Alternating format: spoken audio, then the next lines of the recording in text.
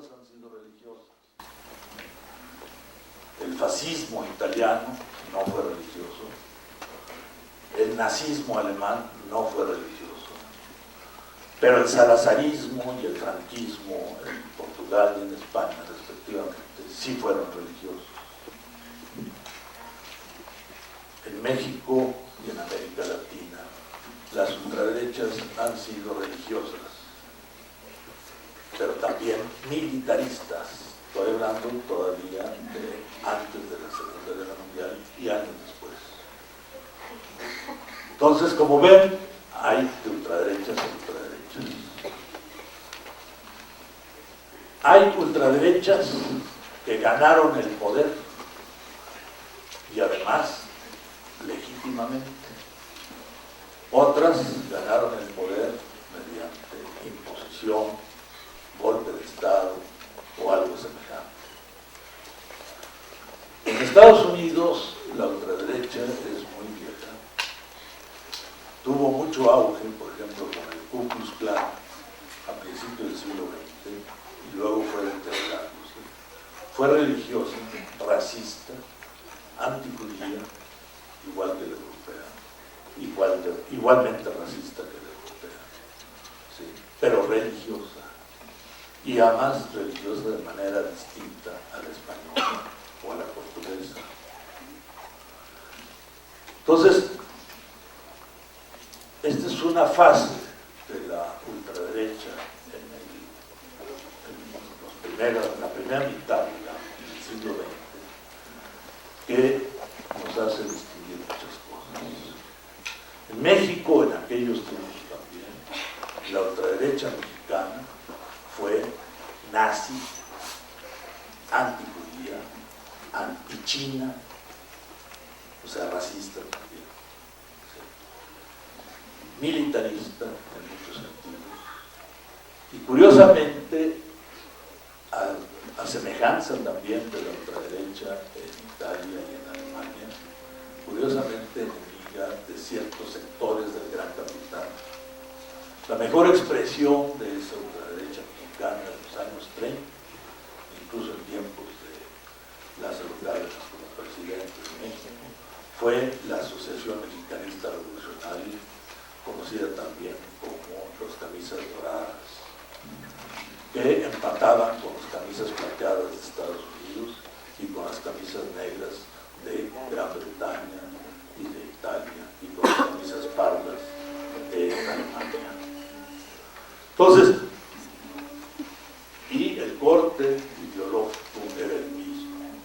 En esos años fue cuando surgió la Unión Nacional Sinarquista y cuando Salvador Abascal dijo que Hitler era el brazo armado de Dios, el papá de Carlos Abascal, dando lata y reprobando libros del Carlos Fuentes. Entonces, estos son los años 30. Quiero insistir en que algunas de estas ultraderechas jugaron aprovechando las crisis, sobre todo económicas, de esos años. Se fortalecieron después de la crisis del 29, que afectó a todo el mundo, sobre todo al mundo llamado capitalista. Entonces ellos ofrecieron salvar a sus pueblos con base en la guerra racial, algunos con la guerra religiosa y desde luego con el ultranacionalismo. Esa ultraderecha fue también, además de unas religiosas, otras no, etcétera, fue también ultranacionalista. Esta fue otra característica de esa ultraderecha. Y el dato no es irrelevante, porque sigue siendo uno de sus argumentos en la actualidad en Europa y en Estados Unidos, pero no en América Latina. Y esto después voy a referirme a América Latina.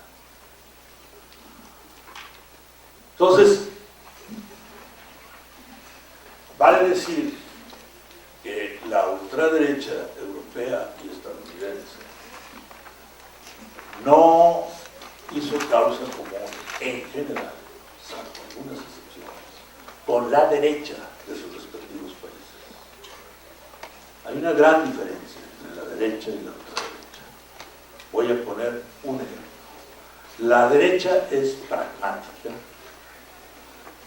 y la ideología le tiene sin cuidado. Está ligada generalmente a los negocios. Y la única ideología que le interesa es el negocio. ¿Sí? El fortalecimiento de las clases dominantes en los países capitalistas.